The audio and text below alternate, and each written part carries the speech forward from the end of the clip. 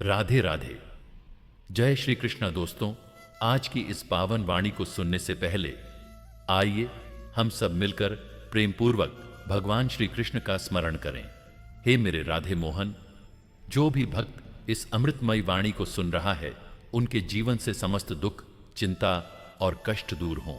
उनके हृदय में प्रेम, शांति और भक्ति का संचार हो और आपके दिव्य चरणों की कृपा उन पर सदैव बनी रहे। दोस्तों, अपने पवित्र भाव प्रकट करने के लिए नीचे कमेंट में जय श्री कृष्ण अवश्य लिखें। यदि आप हमारे YouTube चैनल गीता अमृतवाणी पर नए हैं तो कृपया चैनल को सब्सक्राइब करके इस भक्ति यात्रा का हिस्सा बने, ताकि श्री कृष्ण के अमृतमय ज्ञान से आपका जीवन आलोकित होता रहे। तो आइए बिना किसी विलंब के आज की दिव्य श्री कृष्ण वाणी आरंभ करते हैं। मेरे प्रियजनों, भगवान श्री कृष्ण का जीवन केवल चमत्कारों से भरा कोई दिव्य कथा नहीं है, बल्कि यह संघर्ष, धैर्य, कूटनीति और अटूट संकल्प का एक अद्भुत उदाहरण है। उनके जीवन में कोई भी परिस्थिति आसान नहीं थी, लेकिन उन्होंने अपने कर्म और ज्ञान से हर चुनौती को अवसर में बदला। जब कोई अपने जीवन में समस्याओं का रोना रोता है तो उसे श्री कृष्ण के जन्म की ओर देखना चाहिए। उनका जन्म न किसी राजमहल में हुआ, न किसी ऐश्वर्यपूर्ण स्थान पर, बल्कि एक अंधेरी काल कोठरी में हुआ। माता देवकी और पिता वासुदेव कैद में थे। चारों तरफ कंस का आतंक था। मौत का साया उनके ऊपर मंडरा रहा था।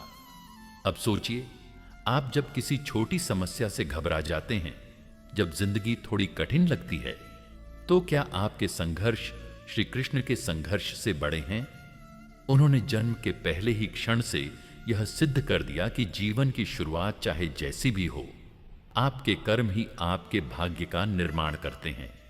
जब वासुदेव श्री कृष्ण को टोकरी में रखकर यमुना पार कर रहे थे, तो एक बहुत गहरी आध्यात्मिक सीख छिपी थी। जब भगवान आपके साथ होते हैं तो सबसे उग्र तूफान भी आपका मार्ग नहीं रोक सकते। गोकुल में आने के बाद भी श्री कृष्ण के जीवन में चुनौतियां कम नहीं हुई। कंस बार बार राक्षसों को भेजता रहा, कभी पूतना, कभी तृणावर्त, कभी बकासुर। लेकिन क्या कृष्ण ने डरकर जीवन बिताया? नहीं, उन्होंने हर परिस्थिति का सामना किया, हर चुनौती को अवसर में बदला। यहीं से हमें यह सीख मिलती है कि अगर आपके जीवन में कठिनाइयां हैं तो घबराने के बजाय खुद को मजबूत करने का अवसर समझें। जब पूतना आई तो कृष्ण ने दूध के साथ उसका प्राण भी निकाल लिया। सीख यह है कि जो हमें नुकसान पहुंचाने आए, हमें उसे अपनी ताकत से जवाब देना आना चाहिए। जब कालिया नाग ने यमुना को विषैला बना दिया तो श्री कृष्ण ने उस पर नृत्य कर उसे हराया। सीख यह है कि जीवन में विषाक्तता को नकारात्मकता में बदलने के बजाय उसे नियंत्रित करने की शक्ति हमें अपने भीतर विकसित करनी चाहिए। श्री कृष्ण का पूरा जीवन हमें यह सिखाता है कि परिस्थितियां कैसी भी हों, वे हमारी नियति तय नहीं करती। हमारी सोच, हमारे कर्म और हमारा आत्मविश्वास ही हमें महान बनाता है। कभी आपने सोचा है कि सफलता की असली कुंजी क्या है? क्या यह बाहरी परिस्थितियां हैं? क्या यह हमारा भाग्य है? नहीं, सफलता की असली कुंजी है आपका मन। अगर मन स्थिर और संतुलित है तो दुनिया की कोई भी शक्ति आपको रोक नहीं सकती। लेकिन अगर मन अशांत और अस्थिर है तो सबसे बड़ी बुद्धिमत्ता और प्रतिभा भी बेकार हो जाती है। भगवान श्री कृष्ण ने गीता में कहा है, उद्रेदात्मनात्मानम नात्मानं वसादयेत्, आत्मैव ह्यात्मनो बंधुरात्मैव रिपुरात्मनः। अर्थात मनुष्य स्वयं ही अपना मित्र है और स्वयं ही अपना शत्रु।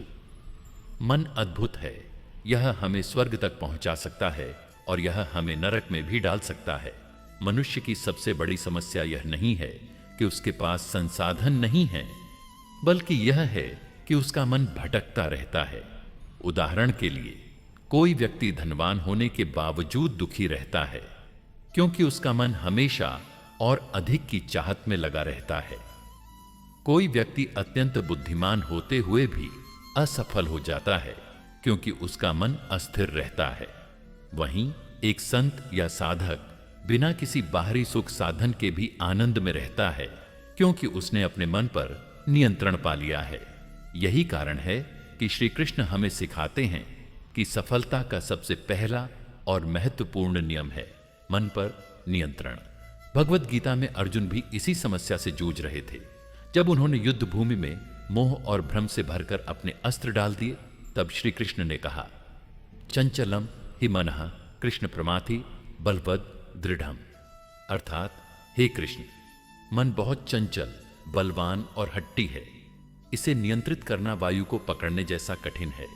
लेकिन श्री कृष्ण ने यह भी समाधान दिया, अभ्यासेन तु कौन्तेय वैराग्येण्डिच गृह्यते।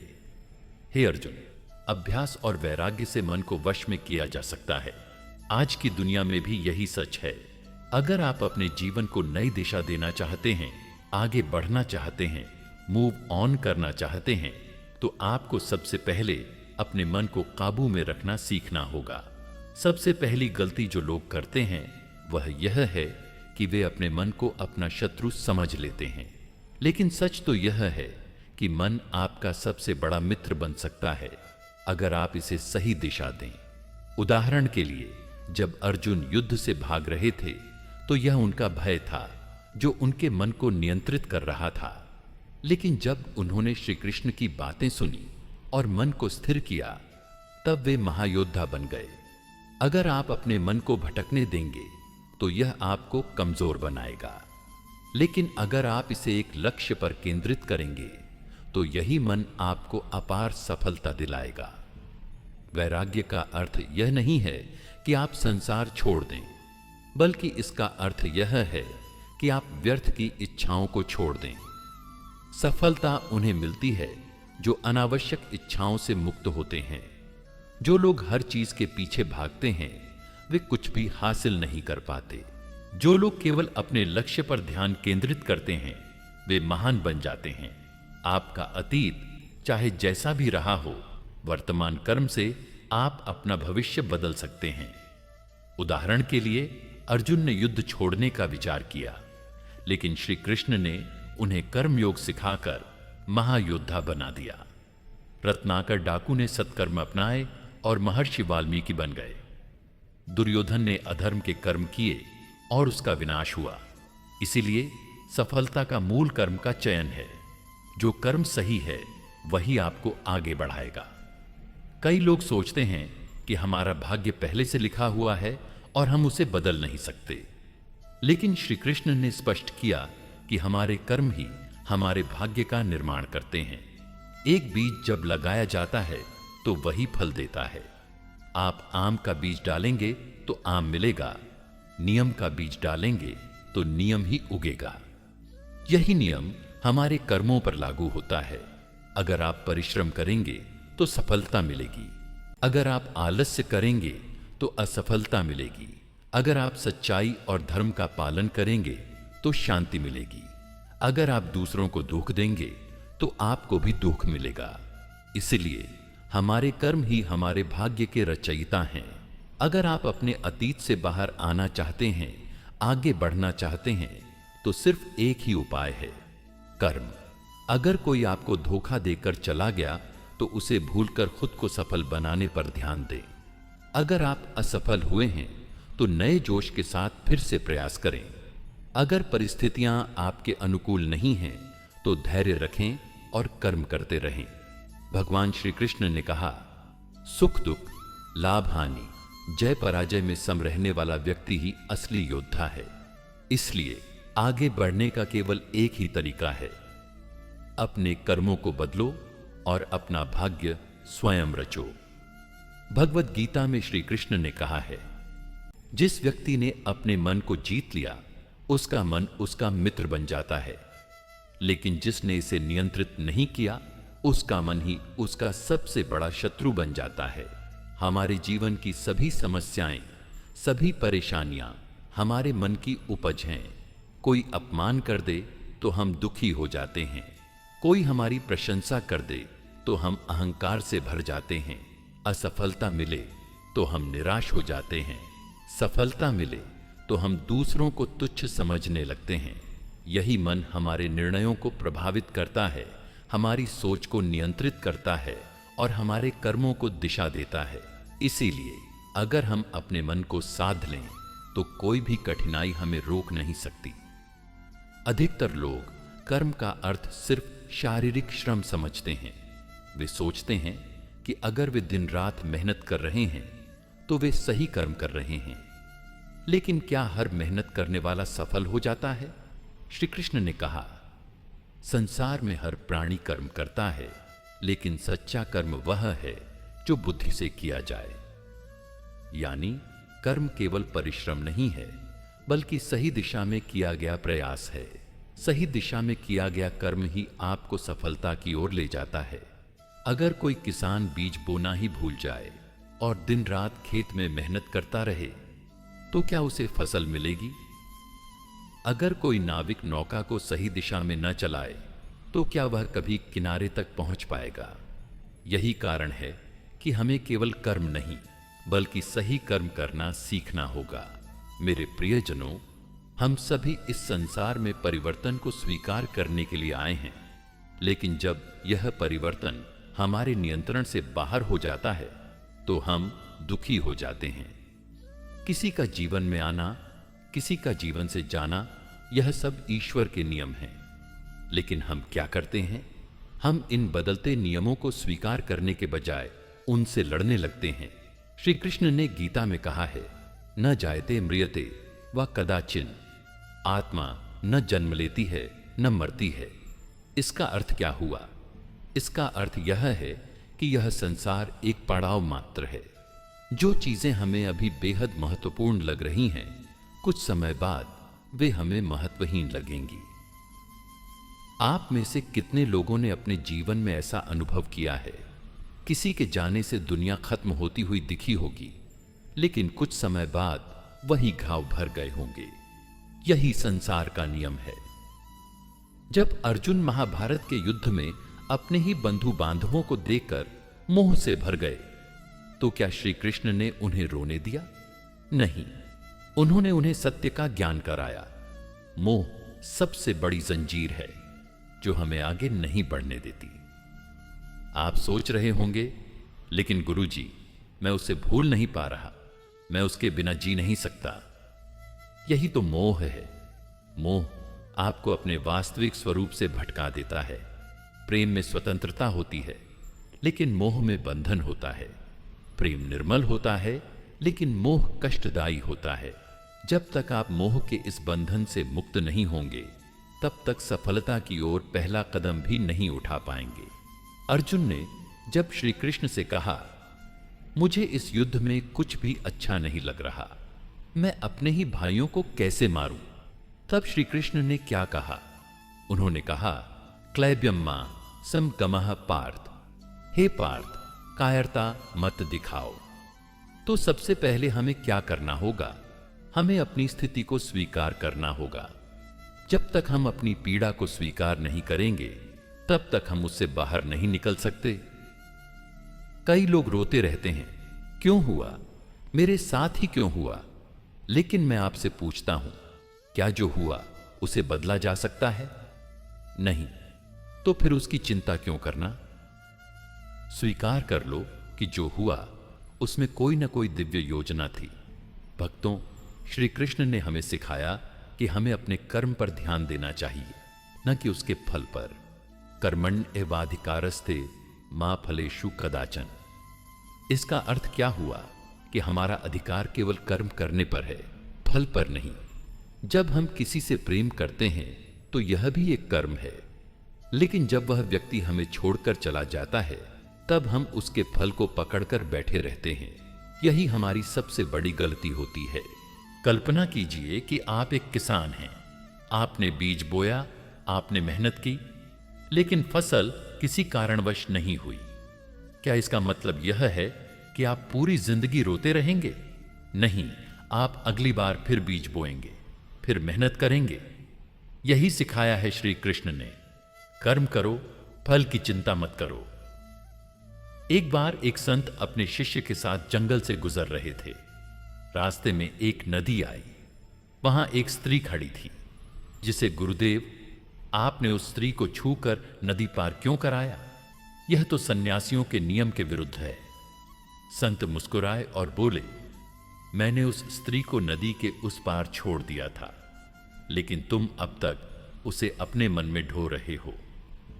यही बात हमारे साथ होती है। जिसे हमें छोड़ देना चाहिए उसे हम अपने मन में ढोते रहते हैं। अगर आप सच्चे कृष्ण भक्त हैं तो याद रखिए, आपकी आत्मा में श्री कृष्ण का वास है। आप शक्तिहीन नहीं हैं, आपको बस अपने भीतर की शक्ति को जागृत करना है। श्री कृष्ण ने अर्जुन को आत्मबल दिया और अर्जुन महायोद्धा बन गया। जब तक आप खुद को कमजोर समझेंगे तब तक कोई आपको सफलता नहीं दिला सकता। भाइयों और बहनों, क्या आपने कभी यह सोचा है कि जब कोई रिश्ता टूटता है तो सबसे अधिक पीड़ा हमें कहां होती है? क्या यह शरीर को होती है?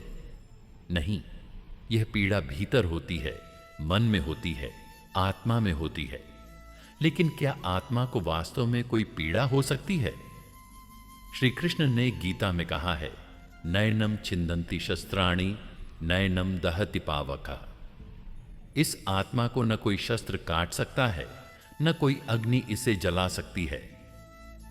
तो फिर प्रश्न उठता है, जब कोई हमारा साथ छोड़ देता है, जब कोई हमें छोड़कर चला जाता है, तो हम टूटते क्यों हैं? हमारा दुख इस भ्रम में है कि हम बंध गए थे। लेकिन सच्चाई यह है कि आत्मा को कोई बंधन जकड़ नहीं सकता। आत्मा तो स्वतंत्र है, अनंत है, अजर अमर है। परंतु मोह क्या करता है? वह इस सत्य को ढक देता है और हमें यह भ्रम देता है कि हम किसी के बिना अधूरे हैं। लेकिन क्या यह सच है? एक बार की बात है, एक संत जंगल में ध्यान कर रहे थे। तभी एक व्यक्ति रोते हुए उनके पास आया और बोला, गुरुदेव, मेरी पत्नी मुझे छोड़कर चली गई, मैं टूट गया हूं। संत मुस्कुराए और बोले, अगर तुम्हारी पत्नी तुम्हारी थी तो वह चली क्यों गई? और अगर वह तुम्हारी नहीं थी तो उसके जाने का शोक क्यों? वह व्यक्ति चौंक गया। संत ने आगे कहा, यह संसार एक सराय की तरह है। यहां हर कोई आता जाता है, कोई किसी का नहीं होता, केवल आत्मा सत्य होती है। लेकिन जब हम किसी को अपनी आत्मा से जोड़ देते हैं तो हमें दुख तब होता है जब वह हमें छोड़ देता है। भाइयों और बहनों, यह मोह ही तो है। हम किसी को पकड़ कर रखना चाहते हैं, लेकिन यह संसार अनित्य है। श्री कृष्ण ने अर्जुन से कहा था, अनित्यम सुखम लोकमिमं प्राप्य भजस्व माम। अर्थात यह संसार अनित्य और दुखमय है, इसलिए केवल मुझ में मन लगाओ। लेकिन हम क्या करते हैं? हम मनुष्य में अपना मन लगा लेते हैं और जब वह व्यक्ति चला जाता है तो हमारा मन भी बिखर जाता है। जब कोई रिश्ता टूटता है तो मनुष्य 3 सबसे बड़ी गलतियां करता है। वह यह मान लेता है कि वह अब अधूरा हो गया है। वह अपने दोहक को बार बार दोहराकर उसे और गहरा करता है। वह अपने भविष्य को अतीत के कारण रोक देता है। लेकिन श्री कृष्ण हमें सिखाते हैं कि हम अधूरे नहीं हैं, हम पूर्ण हैं। हमें अपने दोहक को गहराने की बजाय उसे त्यागना चाहिए और अपने भविष्य को अतीत के बंधनों से मुक्त करना चाहिए। महाभारत के युद्ध के समय अर्जुन के लिए सबसे बड़ी परीक्षा क्या थी? मोह। मैं अपने भाइयों से युद्ध नहीं कर सकता, मैं अपने गुरु पर शस्त्र नहीं उठा सकता, मैं अपने परिवार को मारकर कैसे जीवित रह सकता हूं? श्री कृष्ण ने तब उन्हें क्या सिखाया? कर्मण्येवाधिकारस्ते मां फलेषु कदाचन। हे अर्जुन, तेरा अधिकार केवल कर्म पर है, फल पर नहीं। क्या अर्जुन को अपने परिवार के खोने का डर था? हां।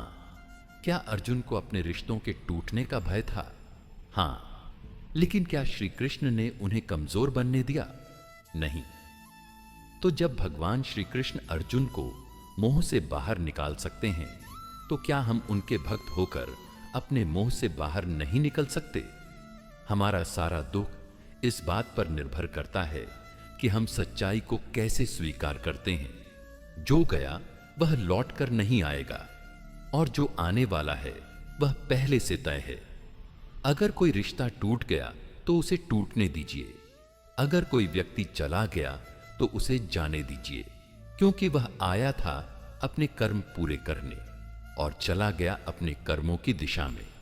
जो व्यक्ति अपने भूतकाल से चिपका रहता है वह अपने भविष्य के द्वार स्वयं बंद कर देता है।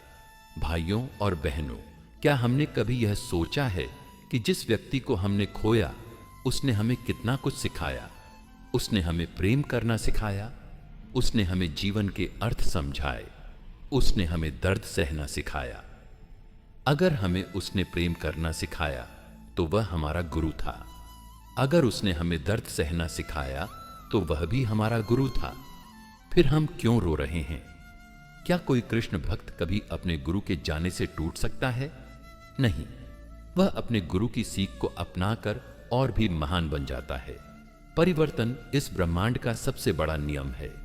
श्री कृष्ण गीता में कहते हैं, वासांसि जीर्णानि यथा विहाय नवानि गृह्णाति नरोपराणि। जैसे मनुष्य पुराने वस्त्र त्याग कर नए धारण करता है, वैसे ही आत्मा पुराने शरीर को छोड़कर नया शरीर धारण करती है। अगर आत्मा तक बदलती रहती है तो क्या हम अपने जीवन को नहीं बदल सकते? लेकिन हम सबसे बड़ी गलती क्या करते हैं? हम बदलाव से डरते हैं। जब कोई रिश्ता टूटता है, जब कोई हमें छोड़ देता है, तो हम इस सच्चाई को स्वीकारने के बजाय उसके पीछे भागते रहते हैं। पर हम जितना अतीत से चिपकते हैं उतना ही दुखी होते हैं।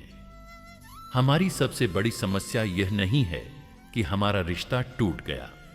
हमारी सबसे बड़ी समस्या यह है कि हम अपने ही विचारों में फंसे रहते हैं। ये चार चीजें हमें आगे नहीं बढ़ने देती। अहंकार, मैंने उसे चुना, वह मुझे कैसे छोड़ सकता है? मोह, मैं उसके बिना अधूरा हूं। भय, क्या अब मैं कभी किसी से प्यार कर पाऊंगा?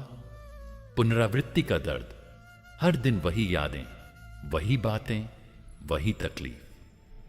लेकिन क्या आपने कभी गौर किया है कि ये सब चीजें हमारे मन की उपज हैं? भगवान श्री राम ने जब माता सीता को वन में छोड़ा तब वे भी मोह में आ सकते थे, लेकिन उन्होंने अपने धर्म को प्राथमिकता दी। भगवान श्री कृष्ण ने मथुरा छोड़कर द्वारका बसाई। वे भी भय में आ सकते थे, लेकिन उन्होंने कर्तव्य को प्राथमिकता दी। अगर भगवान भी मोह, भय और अहंकार से ऊपर उठकर आगे बढ़ सकते हैं, तो क्या हम नहीं बढ़ सकते? जब हम किसी रिश्ते में होते हैं तो हम अपनी भावनाओं को किसी और को सौंप देते हैं, लेकिन जब वह रिश्ता टूट जाता है तो हमें महसूस होता है कि हमने अपने भीतर की शक्ति खो दी। पर क्या आत्मा कभी कमजोर होती है?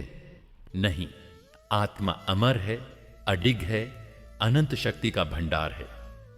गीता में भगवान श्री कृष्ण कहते हैं, न जायते म्रियते व कदाचिन नायम भूत्वा भविता व न भूया। आत्मा कभी जन्म नहीं लेती, न मरती है। यह नष्ट नहीं होती, यह सदा विद्यमान रहती है। अगर हमारी आत्मा अजर अमर है तो फिर हम दुखी क्यों होते हैं?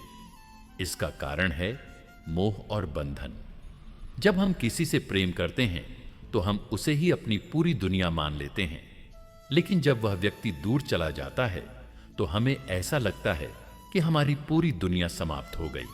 लेकिन सच ये है कि हमारी दुनिया किसी एक व्यक्ति से नहीं बल्कि हमारी आत्मा से बनती है। रिश्तों से आगे बढ़ने का सबसे पहला कदम यही है, हमें यह समझना होगा कि हम अधूरे नहीं हैं। कबीरदास जी कहते हैं, मोको कहां ढूंढे रे बंदे, मैं तो तेरे पास में। हम अपने सुख और शांति को बाहरी दुनिया में खोजते हैं, लेकिन असली शक्ति हमारे भीतर ही होती है। आज अगर कोई व्यक्ति हमें छोड़कर चला गया तो हम दुखी हैं, लेकिन क्या हमने खुद से यह प्रश्न किया कि हम खुद को कितना जानते हैं?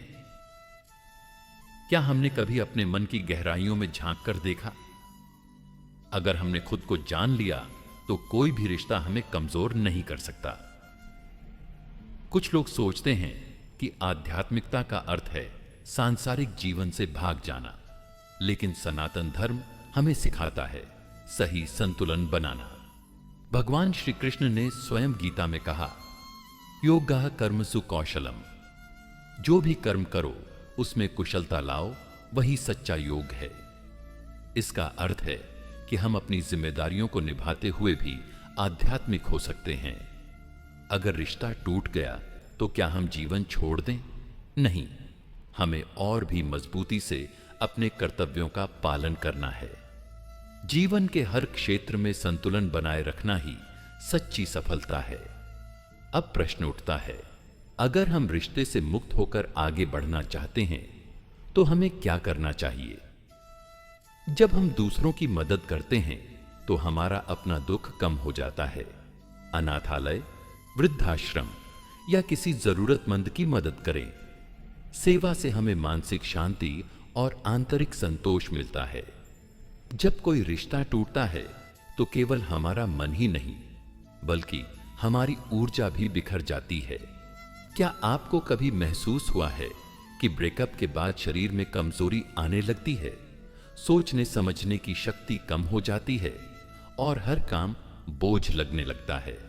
ऐसा इसीलिए होता है क्योंकि हमने अपनी पूरी ऊर्जा उस व्यक्ति पर केंद्रित कर दी थी जो अब हमारे जीवन में नहीं है। लेकिन क्या हमारी ऊर्जा असीमित नहीं है? क्या हम इसे फिर से वापस नहीं ला सकते? बिल्कुल ला सकते हैं, और यह संभव है कर्मयोग के माध्यम से। भगवान श्री कृष्ण ने गीता में कहा है, कर्मण्येवाधिकारस्ते मां फलेषु कदाचन। तुम्हारे अधिकार केवल कर्म करने पर है, फल की चिंता मत करो। इसका अर्थ क्या हुआ? अगर आपका रिश्ता टूट गया तो इसका अर्थ यह नहीं कि आपकी दुनिया खत्म हो गई। यह समय है खुद को दोबारा खड़ा करने का, अपनी ऊर्जा को सही दिशा में लगाने का और अपने कर्म को ही अपनी शक्ति बनाने का। अगर आप वास्तव में आगे बढ़ना चाहते हैं तो सबसे पहले आपको अपनी ऊर्जा को अपने कर्म में लगाना होगा।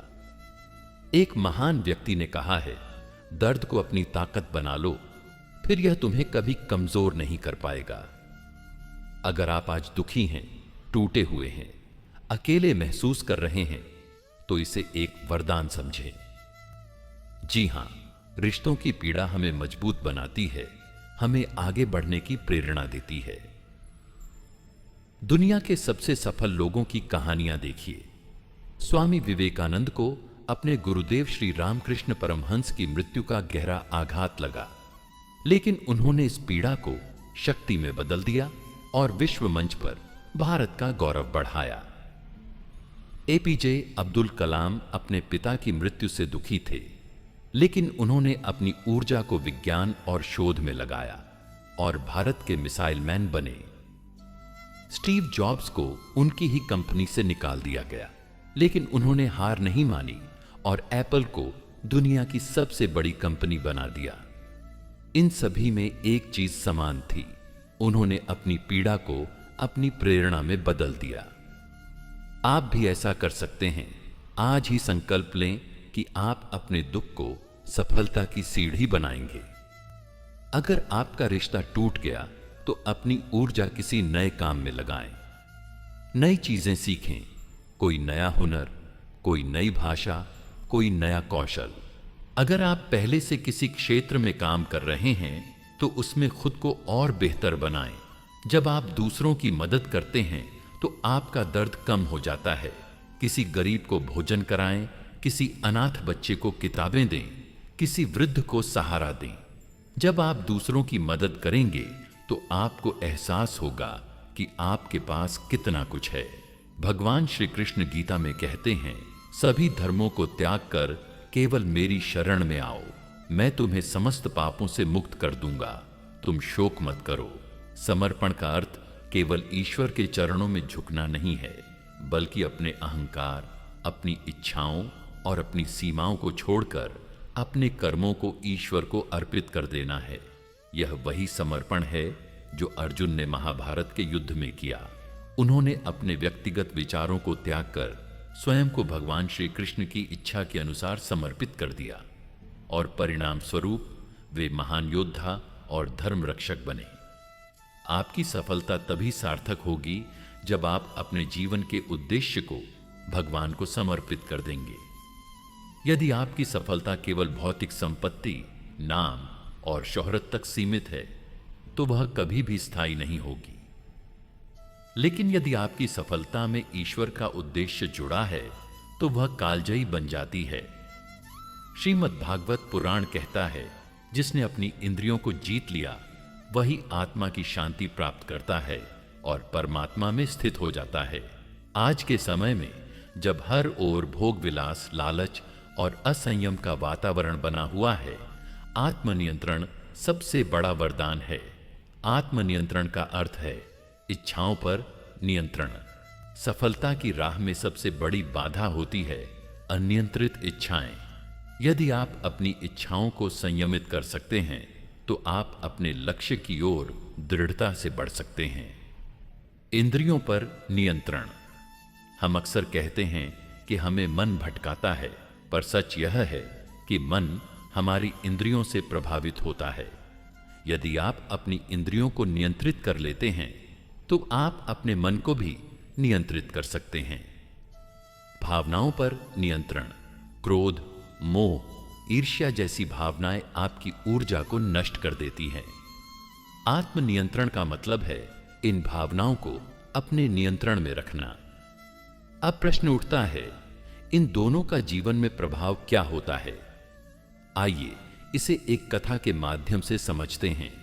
राजा हरिश्चंद्र सत्य के प्रतीक माने जाते हैं। एक बार आर्षि विश्वामित्र ने उनकी परीक्षा लेने के लिए उनसे उनका पूरा राज्यपाट दान में मांग लिया। राजा ने बिना किसी हिचकिचाहट के अपना संपूर्ण राज्य दान कर दिया। लेकिन परीक्षा यहीं समाप्त नहीं हुई। उन्हें अपने परिवार सहित दास के रूप में जीवन व्यतीत करना पड़ा। उन्होंने घोर कष्ट सहे, लेकिन कभी सत्य और धर्म का मार्ग नहीं छोड़ा। उनके आत्मनियंत्रण और भगवान के प्रति समर्पण ने उन्हें अंततः दिव्य आशीर्वाद दिलाया।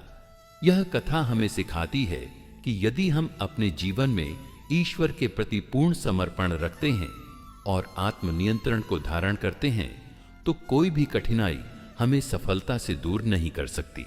आज जब हम सफलता की बात करते हैं तो हम केवल पैसे, प्रसिद्धि और प्रतिष्ठा की चर्चा करते हैं। लेकिन क्या यही असली सफलता है? नहीं, असली सफलता वह होती है जो आपको भीतर से शांति और संतुष्टि दे। यदि आप एक व्यवसायी हैं तो आपके व्यापार का उद्देश्य केवल लाभ कमाना नहीं होना चाहिए, बल्कि समाज को कुछ मूल्यवान देना भी होना चाहिए। यदि आप एक छात्र हैं तो केवल परीक्षा में अच्छे अंक लाना ही सफलता नहीं है, बल्कि उस ज्ञान को आत्मसात करना भी सफलता है। यदि आप एक साधक हैं तो केवल ध्यान और जप करना पर्याप्त नहीं, बल्कि अपने जीवन को ईश्वर की इच्छा के अनुसार ढालना ही सच्ची साधना है। आज जब हम सफलता शब्द को सुनते हैं तो हमारी आंखों के सामने क्या चित्र उभरता है? धन संपत्ति, ऊंचा पद, समाज में प्रतिष्ठा, या फिर असीम शांति और संतोष? हम सब सफलता की ओर भाग रहे हैं, लेकिन क्या हमने कभी यह सोचा है कि वास्तव में सफलता है क्या? क्या केवल सांसारिक उपलब्धियां ही सफलता है, या कुछ और भी है जो हमें जानना आवश्यक है? आइए सबसे पहले इस बात को समझें कि सांसारिक और आध्यात्मिक सफलता में क्या अंतर है। अगर आप एक अमीर व्यक्ति को देखें जिसकी गगनचुंबी इमारतें हैं, बैंक में करोड़ों रुपए हैं, लेकिन मन में शांति नहीं, तो क्या आप इसे सफलता कहेंगे? दूसरी ओर एक संत को देखिए जिसके पास न धन है न संपत्ति, लेकिन उसकी आंखों में अद्भुत शांति है, उसका मन भीतर से आनंदित रहता है, तो असली सफलता किसकी हुई? श्री कृष्ण ने यही शिक्षा दी कि सच्ची सफलता केवल बाहरी वस्तुओं से नहीं, बल्कि आंतरिक संतोष से आती है। अर्जुन को कुरुक्षेत्र में उन्होंने यही समझाया कि सफलता केवल युद्ध जीतने में नहीं, बल्कि धर्म के मार्ग पर चलने में है। अगर सफलता का अर्थ केवल बाहरी उपलब्धियां होती तो रावण सबसे बड़ा सफल व्यक्ति होता। उसके पास सोने की लंका थी, विशाल साम्राज्य था, परंतु फिर भी अंत में वह विनाश को प्राप्त हुआ। इसलिए हमें सफलता को केवल धन, यश, पद या प्रतिष्ठा से नहीं, बल्कि अपने आंतरिक संतुलन और आत्मिक उन्नति से जोड़कर देखना होगा। भगवान श्री कृष्ण ने गीता में कहा, योग कर्मसु कौशलम, कर्म में दक्षता ही योग है। इसका अर्थ है कि सफलता तभी मिलेगी जब हम अपने कर्म को पूरी निष्ठा, समर्पण और श्रद्धा के साथ करेंगे। अर्जुन का उदाहरण लीजिए। जब वह कुरुक्षेत्र में युद्ध के मैदान में खड़ा था, तब वह द्वंद्व में था। क्या मैं अपने ही बंधुओं के विरुद्ध युद्ध करूं या नहीं? श्री कृष्ण ने उसे समझाया, स्वधर्मे निधनम श्रेयः पर धर्मो भयावह। अपने धर्म में मरना भी श्रेष्ठ है, पराये धर्म में भय ही भय है। आज की दुनिया में भी यही सत्य लागू होता है। जो व्यक्ति अपने कर्तव्य को सर्वोपरि मानकर कार्य करता है, वही सच्ची सफलता प्राप्त करता है। उदाहरण के लिए एक किसान को देखिए। वह पूरी मेहनत से धरती जोतता है, बीज बोता है, पानी देता है, लेकिन क्या वह हर पल इस बात की चिंता करता है कि फसल अच्छी होगी या नहीं? नहीं, वह अपने कर्म पर ध्यान देता है, फल की चिंता नहीं करता। धन आवश्यक है, लेकिन वही सब कुछ नहीं। रावण के पास अपार संपत्ति थी, लेकिन वह अहंकार और वासना के कारण नष्ट हो गया। मेरे प्रियजनों, जीवन कोई दौड़ नहीं है जिसमें पहले स्थान पर आना ही सफलता है। अर्जुन कभी अपने भाइयों को हराने की इच्छा से युद्ध नहीं कर रहा था, बल्कि धर्म की रक्षा के लिए। राजा जनक को देखिए। एक महान राजा होते हुए भी वे एक संत थे। बाहरी रूप से वे राजा थे, लेकिन भीतर से पूर्णतः मुक्त। श्री कृष्ण ने अर्जुन को समझाया कि जब तक तुम यह सोचोगे कि सफलता केवल फल पाने में है, तब तक तुम कभी संतुष्ट नहीं रहोगे। लेकिन जब तुम इसे अपनी आत्मा की उन्नति से जोड़ोगे, तभी सच्चे आनंद का अनुभव करोगे। मन ही सफलता का वास्तविक द्वार है। यदि मन बलवान है तो कोई भी बाधा हमें रोक नहीं सकती, लेकिन यदि मन दुर्बल है तो छोटी छोटी समस्याएं भी हमें तोड़ सकती हैं। आइए इसे एक उदाहरण से समझते हैं। अर्जुन और दुर्योधन दोनों योद्धा थे। दोनों में अद्भुत वीरता थी, लेकिन अर्जुन ने अपने मन को धर्म के साथ जोड़ा और दुर्योधन ने अपने मन को अधर्म के साथ। परिणाम यह हुआ कि अर्जुन महान बना और दुर्योधन नष्ट हो गया। जब अर्जुन युद्ध भूमि में निराश हो गए, तब श्री कृष्ण ने उन्हें यही शिक्षा दी कि मन की दुर्बलता को त्यागो और अपने कर्तव्य पर ध्यान दो। इसलिए यदि हमें सफलता पानी है तो हमें अपने मन को नियंत्रित करना होगा, उसे सही दिशा में लगाना होगा। आपका जीवन वैसा ही बनेगा जैसे आपके विचार होंगे। यदि आप सोचते हैं कि मैं असफल हो जाऊंगा, तो असफलता आपके पास आ ही जाएगी। और यदि आप सोचते हैं कि मैं जरूर सफल होऊंगा, तो आपकी राहें खुलने लगेंगी। यद भाव तद भवति, जैसा भाव होगा वैसा ही आपका भविष्य होगा। श्री कृष्ण ने अर्जुन से कहा, हे अर्जुन, अपना मन मुझ में लगा, मेरी भक्ति कर और मेरा स्मरण कर, इससे तू मुझ में ही स्थित हो जाएगा। इसका अर्थ है कि यदि हम अपने मन को उच्च विचारों से जोड़ेंगे तो सफलता स्वतः हमारी ओर आएगी। सफलता पाने के लिए सबसे महत्वपूर्ण है नकारात्मकता से बचना। नकारात्मक सोच व्यक्ति को अंदर से खोखला कर देती है। यह मन को भय, संदेह और अस्थिरता से भर देती है। श्री कृष्ण ने गीता में कहा, निसंदेह यह मन चंचल और कठिनता से वश में आने वाला है। इसका अर्थ है कि मन को नकारात्मकता से बचाने के लिए हमें इसे शुभ कार्यों में लगाना होगा।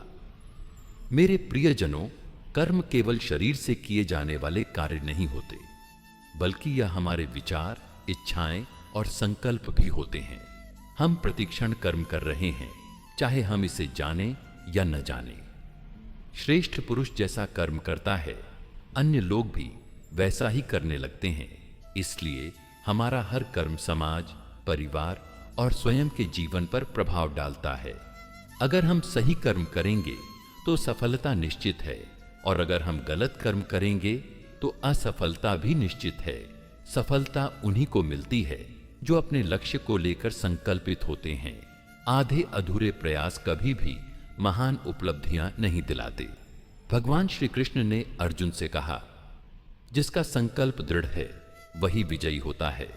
अतः यदि आप जीवन में सफल होना चाहते हैं तो संकल्प लें और पूरे मनोयोग से उसे पूर्ण करें। अनुशासन के बिना कोई भी व्यक्ति लंबे समय तक सफलता प्राप्त नहीं कर सकता। एक नदी जब तक अनुशासन में रहती है तब तक वह जीवनदायिनी होती है, लेकिन यदि वह अपना मार्ग छोड़कर बहने लगती है तो बाढ़ लाकर विनाश कर देती है।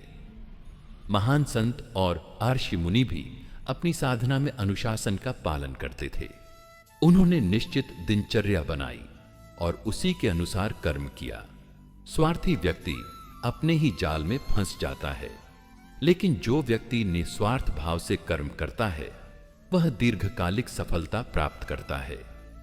ध्यान दीजिए, जब सूर्य प्रकाश देता है तो वह अपने लिए कुछ नहीं रखता, लेकिन फिर भी समस्त जगत का आधार बनता है। जब वृक्ष फल देता है तो वह स्वयं के लिए नहीं बल्कि दूसरों के लिए देता है। इसी प्रकार जो व्यक्ति दूसरों के कल्याण हेतु कर्म करता है उसकी सफलता निश्चित होती है। कोई भी महान उपलब्धि बिना कठिन परिश्रम के प्राप्त नहीं होती। महाभारत में जब अर्जुन ने धनुर्विद्या सीखी तो उन्होंने अटूट परिश्रम किया। वे रात में भी अभ्यास करते थे। इसी कारण वे सर्वश्रेष्ठ धनुर्धर बने। श्रम ही सफलता की जननी है। यदि हम परिश्रम नहीं करेंगे तो सफलता की कल्पना भी नहीं कर सकते। कई बार लोग अत्यधिक उत्साह में आकर गलत निर्णय ले लेते हैं और असफल हो जाते हैं। श्री कृष्ण ने अर्जुन को यही सिखाया कि सफलता का रहस्य संयमित कर्म में है। जो व्यक्ति संयम पूर्वक सोच समझकर कार्य करता है वही दीर्घकालिक सफलता प्राप्त करता है। सफलता का मार्ग कठिन होता है। यह सीधी सपाट सड़क नहीं है, बल्कि ऊंचे नीचे रास्तों से भरी एक चुनौतीपूर्ण यात्रा है। जो इस यात्रा में धैर्य और तपस्या का सहारा लेते हैं वे ही अपने लक्ष्य तक पहुंचते हैं। सनातन धर्म हमें यही सिखाता है कि धैर्य और तपस्या के बिना कोई भी महान कार्य सिद्ध नहीं होता। भगवान श्री कृष्ण ने अर्जुन से कहा, संयम और धैर्य ही तुम्हें विजयी बना सकते हैं अर्जुन। जो अधीर हो जाता है वह अपने लक्ष्य से भटक जाता है। धैर्य का अर्थ केवल प्रतीक्षा करना नहीं है, बल्कि सही समय तक अपने प्रयासों को जारी रखना है। सफलता का मार्ग तुरंत परिणाम नहीं देता।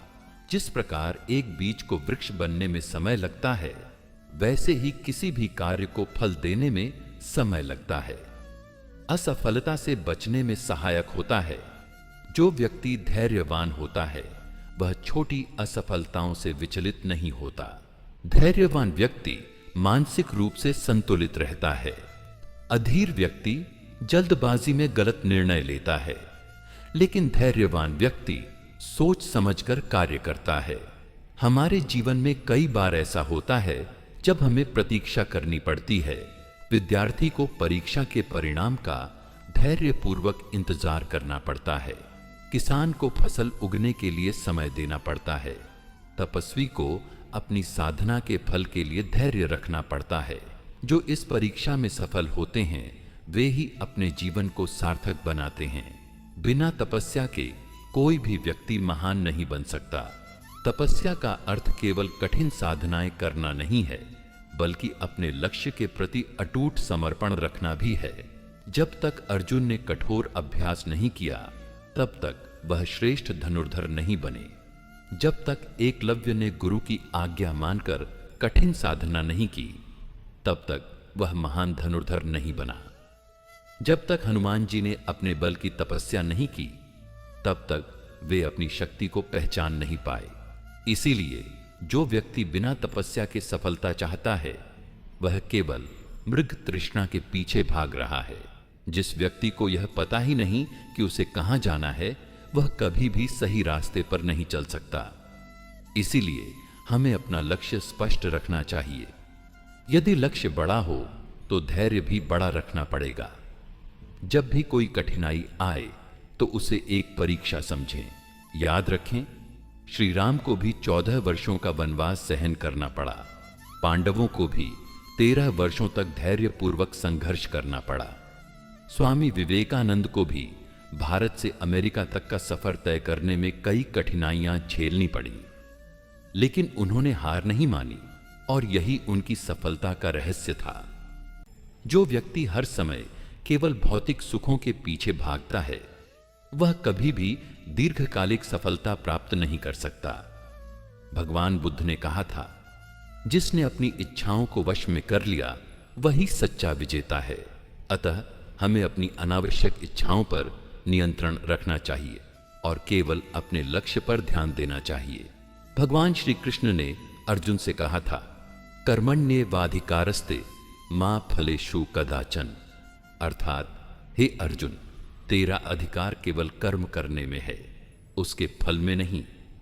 यह श्लोक हमें यह सिखाता है कि सफलता केवल लक्ष्य प्राप्त करने का नाम नहीं है, बल्कि यह एक यात्रा है जिसमें सही कर्म, सही दृष्टिकोण और मानसिक स्थिरता आवश्यक है।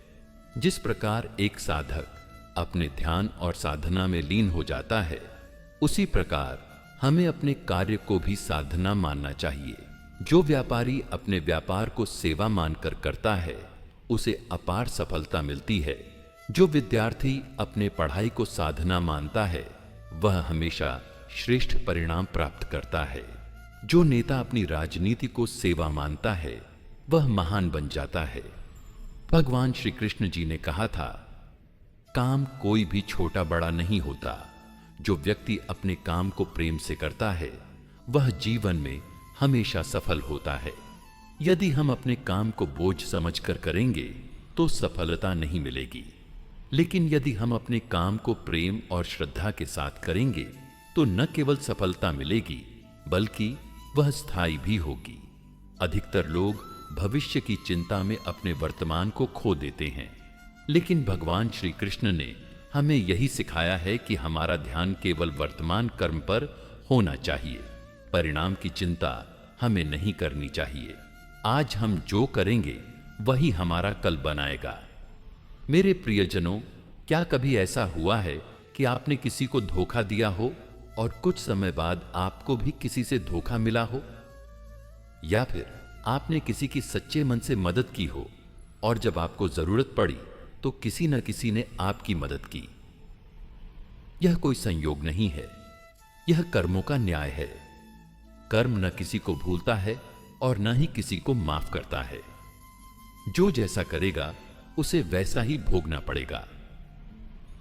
अगर कोई सोचता है कि वह चालाकी से अपने गलत कर्मों को छिपा सकता है, तो वह सिर्फ खुद को धोखा दे रहा है, क्योंकि कर्मों की अदालत में कोई वकील नहीं होता, वहां सिर्फ न्याय होता है। अब इसे एक कहानी से समझते हैं। बहुत समय पहले एक नगर में एक सेठ रहता था। वह बहुत अमीर था, लेकिन अपनी दौलत का गलत इस्तेमाल करता था। वह गरीबों को धोखा देता, झूठे वादे करता और ब्याज पर पैसे देकर लोगों को कर्ज के जाल में फंसा देता। उसके कई गलत कामों के बावजूद उसका जीवन ऐशो आराम से बीत रहा था। लोग उसे कोसते, लेकिन उसके पास सब कुछ था, पैसा, ताकत और नाम। पर कर्मों का न्याय कभी रुका है क्या? एक दिन सेठ का इकलौता बेटा बीमार पड़ गया। सेठ ने लाखों रुपए खर्च कर दिए, लेकिन कोई इलाज नहीं मिला। उसका बेटा तड़प तड़प कर मर गया। सेठ सदमे में चला गया। उसे एहसास हुआ कि वह दूसरों से जो कुछ छीनता रहा, आज उसका ही सब कुछ छिन गया। दोस्तों, यही कर्मों का न्याय है। ब्रह्मांड सब कुछ देखता है। तुम जो भी करोगे उसकी गूंज लौटकर तुम्हारे पास आएगी। इसीलिए हमेशा सोच समझकर कर्म करो। अब सवाल यह उठता है कि अगर कर्मों का न्याय इतना ही अटल है, तो क्या हम अपना भाग्य बदल सकते हैं? हां, बिल्कुल बदल सकते हैं, लेकिन इसके लिए तुम्हें आज अपने कर्मों को बदलना होगा, क्योंकि तुम्हारा आज ही तुम्हारे कल की नींव रखता है। अगर तुम आज बुरे कर्म करोगे तो तुम्हारा कल अंधकारमय होगा। अगर तुम आज अच्छे कर्म करोगे तो तुम्हारा कल उज्जवल होगा। यह नियम किसी एक व्यक्ति के लिए नहीं बल्कि पूरे ब्रह्मांड के लिए समान रूप से लागू होता है। लेकिन ज्यादातर लोग इस सत्य को समझने में गलती कर देते हैं। वे सोचते हैं कि जो बीत गया वह बीत गया, लेकिन वे भूल जाते हैं कि कर्मों की किताब में सब कुछ लिखा जा रहा है। इसीलिए जीवन को सही दिशा में मोड़ने के लिए आज से ही अपने कर्म सुधारो, बुरे कर्मों से बचो, अच्छे कर्मों की आदत डालो, क्योंकि तुम्हारा आज ही तुम्हारे भविष्य की चाबी है। अगर कोई यह सोचता है कि वह अपने बुरे कर्मों से बच सकता है तो यह उसकी सबसे बड़ी भूल है, क्योंकि कर्मों का न्याय अटल है। वह किसी की पहचान नहीं देखता, न जात पात देखता है, न अमीरी गरीबी। कर्म का न्याय हर किसी को उसके कर्मों के अनुसार फल देता है। अगर राजा भी अधर्म करेगा तो उसे सजा मिलेगी, और अगर एक गरीब भी सच्चे कर्म करेगा तो वह राजाओं से बड़ा बन जाएगा। इतिहास इस बात का गवाह है। रावण, कंस और दुर्योधन तीनों के पास ताकत थी, लेकिन उनके कर्म बुरे थे और अंत में वे नष्ट हो गए। वहीं दूसरी ओर हरिश्चंद्र, प्रहलाद और विवेकानंद ये सभी सच्चे कर्मों के मार्ग पर चले और आज भी लोग उन्हें याद करते हैं। इसलिए कर्मों की अदालत में न्याय हमेशा होता है। कोई कितना भी चालाक क्यों ना हो, कर्म से बच नहीं सकता। मेरे प्रियजनों, यह संसार स्वप्न के समान है जो वास्तविक प्रतीत होता है, परंतु क्षण भर में बदल जाता है। तुम जिस शरीर को अपना मानते हो वह नश्वर है। जिस धन, परिवार, प्रतिष्ठा से तुम जुड़ते हो वे सब क्षणभंगुर हैं। मनुष्य अपने शरीर को ही स्वयं मानकर अहंकार करता है और मोह पालता है, जिससे दुख उत्पन्न होता है। जो उत्पन्न हुआ है उसका नाश भी होगा, जो आया है वह जाएगा। यह संसार शाश्वत नहीं है। मनुष्य को दुख तब होता है जब वह किसी वस्तु को स्थायी मान लेता है। धन आए तो प्रसन्नता होती है, धन चला जाए तो दुख होता है। प्रिय व्यक्ति पास हो तो सुख, दूर जाए तो दुख। सफलता मिले तो अहंकार, असफलता मिले तो विषाद। किंतु जिसने संसार के इस नश्वर स्वरूप को जान लिया उसे सुख दुख में कोई अंतर नहीं दिखता। यह संसार कर्म भूमि है। यहां जो भी घटित होता है वह तुम्हारे ही कर्मों का परिणाम है। मनुष्य अपने पूर्व जन्म और इस जन्म के कर्मों के अनुसार सुख दुख भोगता है। यह नियम अटल है। यदि कोई मनुष्य किसी को कष्ट देता है तो उसे भविष्य में कष्ट सहना ही पड़ेगा। यदि कोई मनुष्य सेवा करता है तो वह जीवन में शांति पाएगा। जो मनुष्य इस सत्य को जानकर भी दुख का कारण दूसरों को मानता है वह अज्ञानी है। अर्जुन ने भी युद्ध भूमि में श्री कृष्ण से यही प्रश्न किया था, हे केशव, यह संसार दुखों से भरा क्यों है? तब श्री कृष्ण ने उत्तर दिया, हे पार्थ, यह संसार तुम्हारे कर्मों का प्रतिबिंब मात्र है। तुम्हारा हर निर्णय तुम्हारे भविष्य का निर्माण करता है। यदि कोई मनुष्य अपने कर्मों को सुधार ले तो वह अपने दुखों को भी कम कर सकता है। जिस वस्तु से जितनी आसक्ति होगी उससे उतना ही अधिक दुख मिलेगा। जो व्यक्ति धन के प्रति अत्यधिक आसक्त है उसे धन के नष्ट होने पर अत्यंत दुख होगा। जो संतान के मोह में फंसा है वह संतान के अलग होने पर पीड़ा महसूस करेगा। जो व्यक्ति समाज में मान सम्मान को ही सब कुछ मानता है वह अपमान सहन नहीं कर पाएगा। लेकिन जो मनुष्य समझ ले कि यह सब क्षण भंगुर है वह दुख से मुक्त हो जाएगा। भगवान श्री कृष्ण के परम भक्तों, जल में कमल का फूल जन्म लेता है परंतु वह जल से बंधा नहीं होता। वह उसमें रहता है लेकिन स्पर्श नहीं करता। ऐसे ही तुम संसार में रहो परंतु उससे बंधे मत रहो। जो मनुष्य अपनी इच्छाओं को नियंत्रित कर लेता है वह सबसे बड़ा विजेता होता है। क्या आपने कभी सोचा है कि एक ही स्थिति में दो अलग अलग लोग अलग अलग निर्णय क्यों लेते हैं? एक व्यक्ति कठिनाइयों को देखकर हार मान लेता है, जबकि दूसरा उसी कठिनाई को अपने कर्मों से अवसर में बदल देता है। ऐसा क्यों होता है? इसका जवाब है संकल्प शक्ति। संकल्प यानी मन में लिया गया ठोस निर्णय। जिस व्यक्ति के पास मजबूत संकल्प शक्ति होती है वह कर्मों को सही दिशा में ले जाता है, लेकिन जिसका संकल्प कमजोर होता है उसके कर्म भटक जाते हैं। उदाहरण के लिए, अगर किसी ने संकल्प लिया कि वह सुबह जल्दी उठेगा और मेहनत करेगा तो उसके कर्म उसे सफलता की ओर ले जाएंगे। लेकिन अगर कोई मन ही मन सोचता है कि मुझे मेहनत करनी चाहिए लेकिन कोई ठोस संकल्प नहीं लेता तो वह कभी सफल नहीं हो पाता। यही कारण है कि कुछ लोग बड़े मुकाम हासिल कर लेते हैं जबकि कुछ लोग पूरी जिंदगी कुछ नहीं कर पाते। अब सवाल यह है कि यह संकल्प शक्ति आती कहां से है? इसका जवाब भी कर्मों में ही छुपा है। जो व्यक्ति सही कर्म करता है उसका संकल्प मजबूत होता जाता है, लेकिन जो व्यक्ति बुरे कर्म करता है उसकी संकल्प शक्ति कमजोर पड़ती जाती है। इसे एक कहानी से समझते हैं। एक गांव में दो दोस्त रहते थे, अजय और विजय। दोनों का जन्म एक ही परिवार में हुआ। दोनों की परिस्थितियां एक जैसी थीं, लेकिन उनके कर्म और संकल्प अलग अलग थे। अजय हर सुबह उठकर मेहनत करता, सच्चाई के मार्ग पर चलता और अपना जीवन सुधारने का संकल्प लेता। विजय आलसी था, हर काम को कल पर टाल देता, मेहनत से बचता और बहाने बनाता। कुछ सालों बाद अजय एक सफल व्यापारी बन गया। उसकी ईमानदारी और मेहनत ने उसे ऊंचाइयों तक पहुंचा दिया। लेकिन विजय वहीं का वहीं रह गया, गरीबी में जीता रहा और हर दिन दूसरों को दोष देता रहा। अब सोचिए, क्या यह सिर्फ भाग्य था? नहीं, यह संकल्प और कर्मों का परिणाम था। जिसने अपने जीवन को बदलने का संकल्प लिया उसके कर्म भी उसी दिशा में चले, लेकिन जिसने अपने भाग्य को दोष दिया उसने कुछ भी हासिल नहीं किया। आपने देखा होगा कि कुछ लोग बड़े बड़े निर्णय ले लेते हैं और उन्हें पूरा भी कर लेते हैं, लेकिन कुछ लोग हर साल नए संकल्प लेते हैं फिर कुछ ही दिनों में भूल जाते हैं। ऐसा क्यों होता है? इसका कारण उनके पिछले कर्म हैं। अगर आपने पहले भी संकल्प लिया और उसे पूरा नहीं किया तो आपका दिमाग आदत बना लेता है कि संकल्प तोड़े जा सकते हैं। धीरे धीरे आपकी संकल्प शक्ति कमजोर हो जाती है। यही कारण है कि कुछ लोग हमेशा सफलता प्राप्त करते हैं और कुछ हमेशा असफल रहते हैं।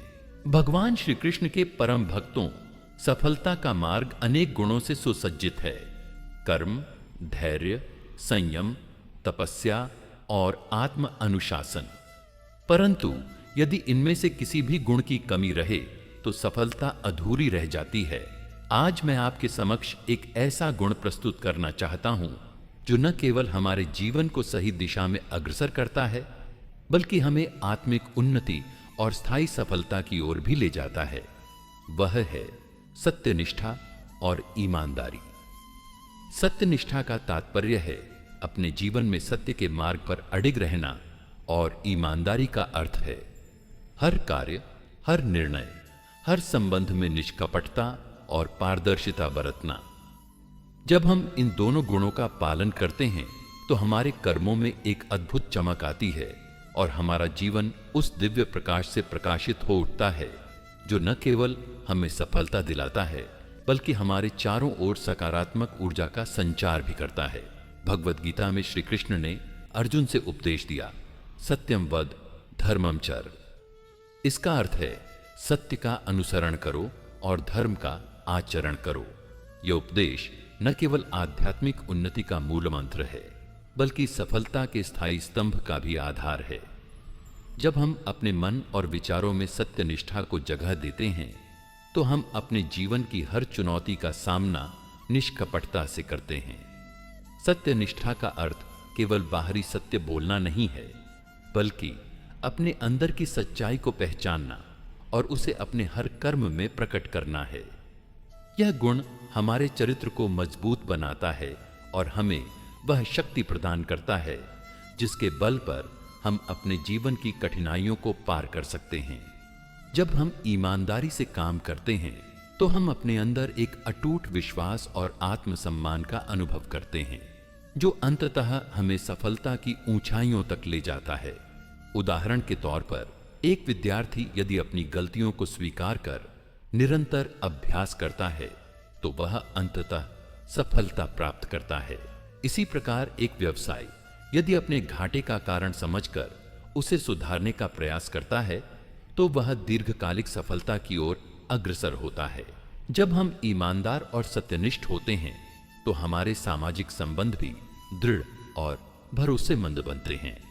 मित्रता, सहयोग और पारिवारिक बंधन ऐसे स्तंभ हैं जो हमारे जीवन को समृद्धि प्रदान करते हैं। यदि हम झूठ और धोखे से दूर रहते हैं तो लोग हम पर विश्वास करते हैं और हमारी प्रतिष्ठा में वृद्धि होती है। एक महान नेता जिसकी पहचान उसके सत्यनिष्ठ आचरण से होती है, वह अपने अनुयायियों का दिल जीत लेता है। इसी प्रकार एक सच्चे मित्र की बातें हमेशा सच्चाई से ओतप्रोत होती हैं, जो जीवन के हर मोड़ पर हमारा साथ देती हैं। सत्यनिष्ठा से मन में शांति और संतुलन का अनुभव होता है। जब हम किसी भी कार्य में धोखाधड़ी या छल का सहारा नहीं लेते तो हमारा मन शांत रहता है और हमें एक गहरी संतुष्टि प्राप्त होती है।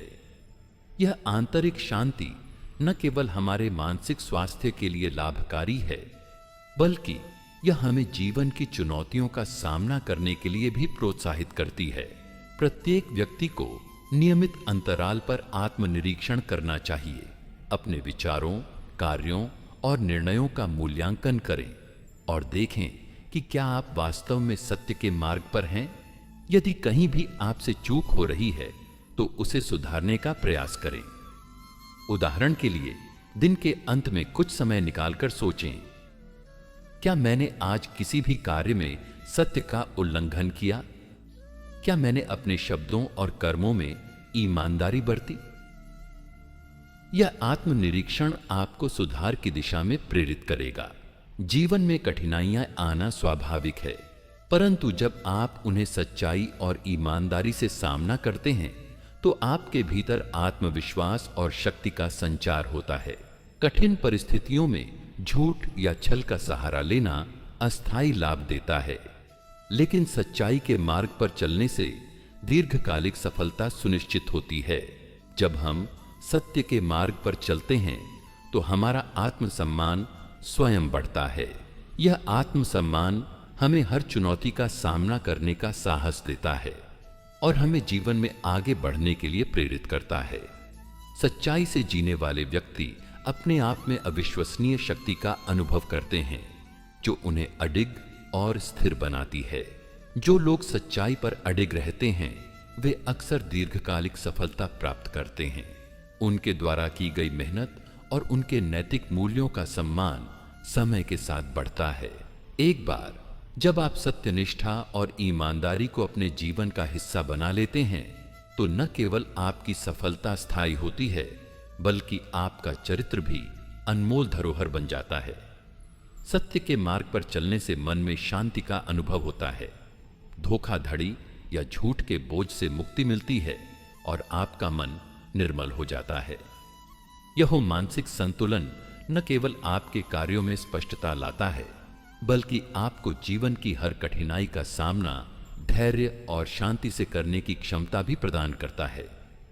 प्रिय साधकों, आज हमने यह समझा कि सच्चाई का मार्ग चुनना, चाहे वह कितना भी कठिन क्यों न हो, अंततः हमें अटूट सफलता और आत्मिक शांति प्रदान करता है।